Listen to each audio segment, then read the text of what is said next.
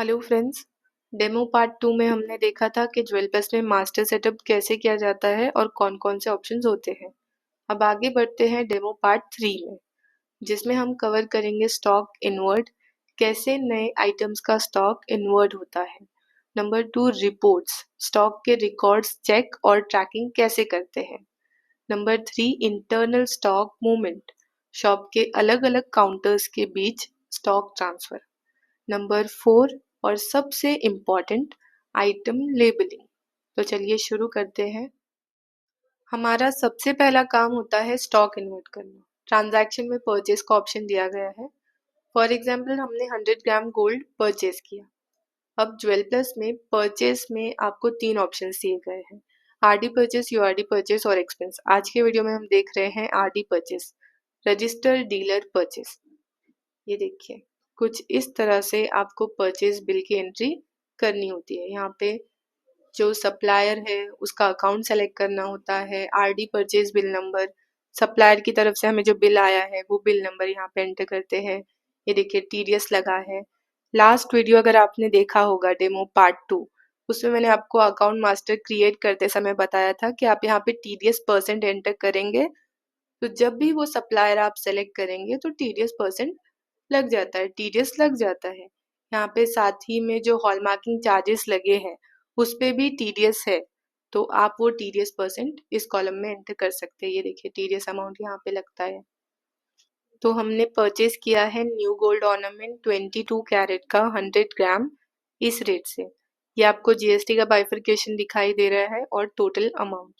ये जो परचेज है वो किस काउंटर पे इन्वर्ट हुआ, गोल्ड स्ट्रॉन्ग रूम में। यहाँ से आप रेडी आइटम भी परचेज कर सकते हैं, जैसे कि देखिए गोल्ड वाले परचेज किए आपने 22 कैरेट के, कितने पीसेस, 5 पीसेस, और इनका वेट कितना है, इतना। इसी के साथ आप परचेज में पेमेंट भी दिखा सकते हैं कि आपने पेमेंट कैसे किया, कैश में किया, बैंक से किया। तो चेक नंबर ये देखिए नैरेशन में एंटर कर सकते हैं, कितना अमाउंट आपने पे किया। इस तरह से आप यहाँ पे पेमेंट डिटेल्स भी एंटर कर पाते हैं। ये हमने ओके किया और हो चुकी है हमारी परचेज की एंट्री। परचेज तो हो गया, इसका स्टॉक इफेक्ट आप item stock summary counter wise report में क्लियरली देख सकते हो। No manual calculation, no confusion, हमेशा updated stock at your finger tips. ये ऑप्शन मिलता है आपको स्टॉक रिपोर्ट में item stock summary counter wise. यहाँ पे हमने काउंटर सेलेक्ट कर लिया गोल्ड स्ट्रॉन्ग रूम। ये देखिए जो न्यू गोल्ड ऑर्नामेंट हमने परचेज किया है 100 ग्राम इनवर्ड हो चुका है इस काउंटर को।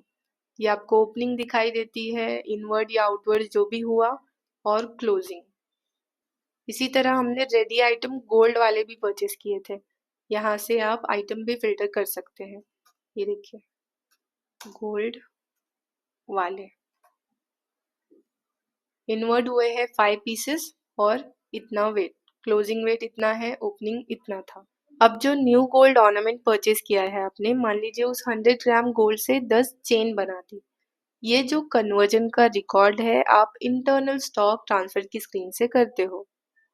ये ऑप्शन आपको मिलेगा काउंटर में इंटरनल स्टॉक ट्रांसफर। हम डायरेक्टली एग्जांपल ही देख लेते हैं ताकि आपको जल्दी समझ में आए। ये देखिए क्या आउटवर्ड हो रहा है, न्यू गोल्ड ऑर्नामेंट 22 कैरेट का 1 पीस 100 ग्राम। ये देखिए कौन से काउंटर से आउटवर्ड हो रहा है, गोल्ड स्ट्रॉन्ग रूम से। ये हमने यहाँ पे सेलेक्ट किया। अब इसके बदले क्या कन्वर्ट हुआ, क्या इनवर्ट हुआ, क्या आउटवर्ड हुआ, वो तो हमने यहाँ पे सेलेक्ट किया। और क्या इनवर्ट हुआ इसके बदले, वो है चेन 22 कैरेट की 10 पीसेस और 100 ग्राम के। ये हो गया यहाँ पे सेम वेट। ये देखिए आउटवर्ड हो रहा है 100 ग्राम, इनवर्ड हो रहा है 100 ग्राम। एक पीस आउटवर्ड हुआ है और 10 पीसेस चेन के इनवर्ड हुए हैं। अब ये किस काउंटर पे इन्वर्ट हुए हैं, ये देखिए जब हम परचेज करते हैं गोल्ड स्ट्रॉन्ग रूम में इन्वर्ट होता है। उसके बाद हमें ये परचेज ट्रांसफर करना होता है बारकोड काउंटर को, ताकि बारकोड लेबल जनरेट हो सके। यहाँ पे ओके किया। अब हम देखते हैं इसका स्टॉक इफेक्ट फिर से item stock summary counter wise report में। ये देखिए यहाँ पे हम रिफ्रेश करेंगे अब। तो पहले काउंटर सेलेक्ट किया, gold strong room, new gold ornament outward हुआ होगा जो 100 ग्राम है। ये देखिए न्यू गोल्ड ऑर्नामेंट्स, ये इनवर्ट हुआ था, अब ये आउटवर्ड हुआ है और ये क्लोजिंग स्टॉक। उसी तरह से बारकोड काउंटर पे, यहाँ पे हमने बारकोड काउंटर सेलेक्ट किया, 10 पीसेस इनवर्ट हुए हैं, उनका वेट है 100 ग्राम। आई होप इस एग्जाम्पल से आपको समझ में आया हो कि इंटरनल स्टॉक ट्रांसफर का यूज तब होता है जब एक आइटम को दूसरे आइटम में कन्वर्ट करना हो। हर कन्वर्जन सिस्टम में ट्रेस होता है, आपको हमेशा पता रहता है कि गोल्ड गया कहाँ और उससे कितने आइटम्स बने। ऑडिटर या ओनर के लिए हर एक ट्रांजैक्शन 100% ट्रांसपेरेंट और ट्रैकेबल रहता है। अब ये जो आइटम है वो बारकोड काउंटर पे ट्रांसफर हुए, बट हमने जो रेडी आइटम्स परचेज किए हैं वो भी बारकोड काउंटर पे भेजने हैं बारकोडिंग के लिए। तो ऑप्शन है काउंटर स्टॉक ट्रांसफर का। तो अभी वो आइटम है गोल्ड स्ट्रॉन्ग रूम में। ये जो 5 पीसेस है वो हमें बारकोड काउंटर को ट्रांसफर करने हैं। काउंटर में काउंटर स्टॉक ट्रांसफर, ये हमें ट्रांसफर करना है गोल्ड स्ट्रॉन्ग रूम से बारकोड काउंटर को। तो यहाँ पे हमने सेलेक्ट कर लिया बारकोड काउंटर, आइटम है गोल्ड वाले,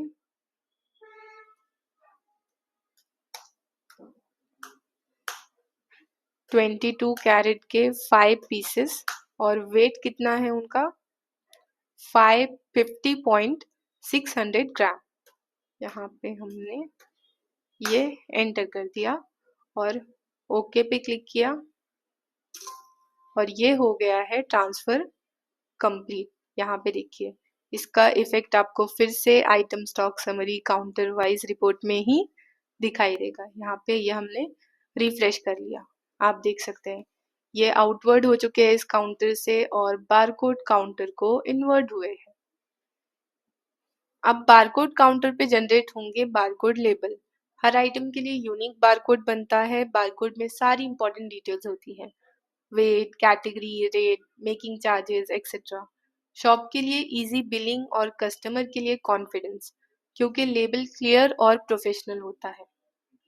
बारकोड लेबल जनरेट करने के लिए हमें लॉगिन करना होगा बारकोड पर्सन के प्रोफाइल में, क्योंकि अगर आपने डेमो पार्ट 1 देखा है हमारे यहाँ पे जिस यूज़र का जो काम है उस हिसाब से अलग अलग यूज़र प्रोफाइल्स हम क्रिएट कर पाते हैं।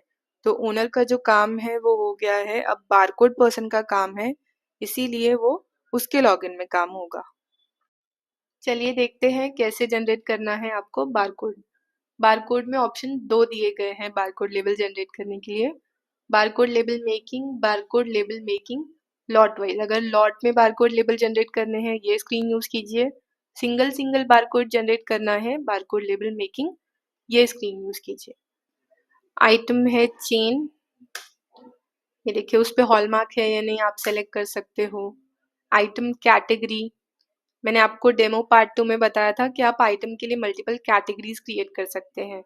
तो आप किसी एक पर्टिकुलर कैटेगरी का बारकोड लेबल जनरेट कर रहे हैं तो यहाँ से आप वो कैटेगरी भी सेलेक्ट कर सकते हैं। तो ये हमने कैटेगरी सेलेक्ट की। आइटम साइज आप एंटर कर सकते हैं, ये देखिए 1 पीस 22 कैरेट का और कितने ग्राम की चेन है ये 10 ग्राम की। Gross weight and net weight same है यहाँ पे। ये देखिए इसमें कोई अदर चार्जेस एंटर करने आप एंटर कर सकते हैं, वेस्टेज लगाना है। यहाँ पे देखिए मेकिंग, मेकिंग में आपको मल्टीपल ऑप्शन दिए गए, आप पर पीस मेकिंग लगा सकते हैं, पर ग्राम वेस्टेज पे, या नहीं लगाना है या फुल पे लगाना है तो फुल भी सेलेक्ट कर सकते हैं।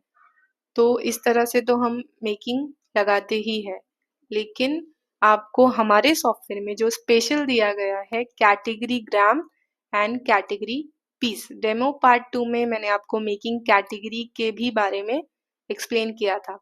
तो आपको जैसे कि कैटेगरी ग्राम पे मेकिंग लगानी है इस हिसाब से। यहाँ से देखिए कैटेगरी ग्राम सेलेक्ट किया और यहाँ पे आपको कैटेगरीज दिखाई देती है जो आपने कैटेगरीज क्रिएट की है। ये कैटेगरी सेलेक्ट की तो इतना मेकिंग लग रहा है, उसके बाद ये कैटेगरी सेलेक्ट की तो इतनी मेकिंग लग रही है। जो आपने मेकिंग कैटेगरीज क्रिएट की है उस हिसाब से यहाँ पे मेकिंग ये दिखाई दे रही है। अब ये कैटेगरी क्रिएट करने का क्या फायदा होता है, फॉर एग्जाम्पल ये जो कैटेगरी है बी, इसमें आपने मल्टीपल बारकोड लेबल जनरेट कर लिए। अब इन फ्यूचर आपको ये जो बारकोड लेबल है इसकी कैटेगरी इसकी मेकिंग अमाउंट चेंज करना है, मेकिंग चार्ज चेंज करना है। मेकिंग चार्ज बढ़ गए हैं, मेकिंग चार्ज कम हो गए हैं। ये जो 15,556 मेकिंग लग रही है ना, फॉर एग्जाम्पल ये अमाउंट बढ़ाना है आपको, तो एक एक लेबल ओपन करके इस तरह से मैनुअली तो नहीं बढ़ाओगे। इसीलिए आपको जो मास्टर में मेकिंग कैटेगरी मास्टर का ऑप्शन दिया गया है, जहाँ से आप मेकिंग कैटेगरीज क्रिएट करते हैं, आपको बस कैटेगरी में चेंज करना है। तो जितने भी लेबल के ऊपर आपने वो कैटेगरी सेलेक्ट की होगी, मेकिंग कैटेगरी, वो सभी लेबल का मेकिंग चार्ज ऑटोमेटिकली चेंज हो जाएगा, चाहे कितने भी लेबल हो, 3,000 लेबल, 4,000 लेबल। अगर आप इस तरह से मैनुअली एंटर करते हो ना, जैसे कि पर ग्राम सेलेक्ट किया और यहाँ पे मैनुअली एंटर कर दिया कि पर ग्राम 500 रुपये मेकिंग है, तो आपको एक एक करके चेंज करना पड़ेगा। लेकिन अगर कैटेगरी, उसी केस में कैटेगरी होगी, तो ऑटोमेटिकली जितने भी बारकोड लेबल होंगे वो सभी बारकोड लेबल का मेकिंग चार्ज चेंज हो जाएगा जैसे ही आप कैटेगरी का चार्ज चेंज करेंगे। तो आपका काम यहाँ पे आसान हो रहा है। इसी तरह ऑप्शन है HUID कोड एंटर करने का, प्योरिटी, ये देखिए परचेज प्राइस पे आप एंटर कर सकते हैं, सेल प्राइस कितना हो रहा है।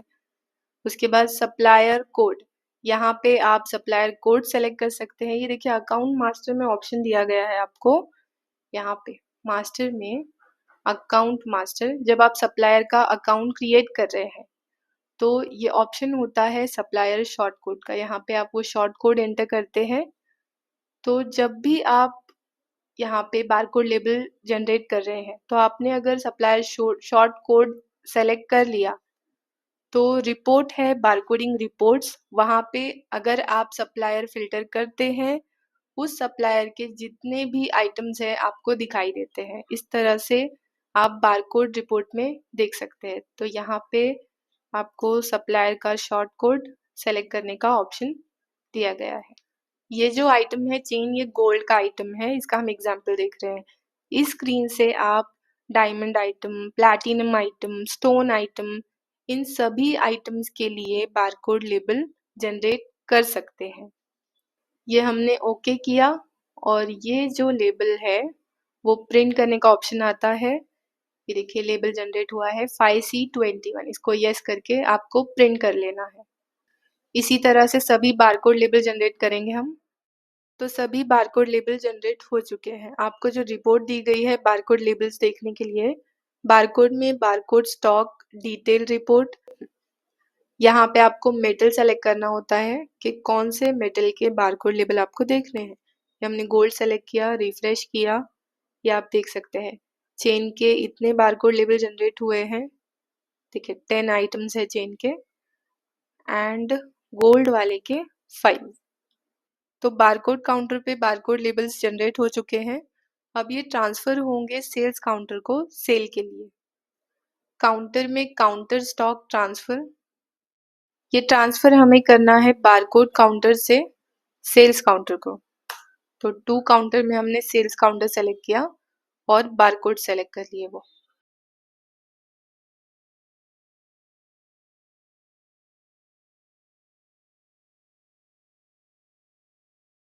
ओके पे क्लिक किया और ये ट्रांसफर हो गया कंप्लीट।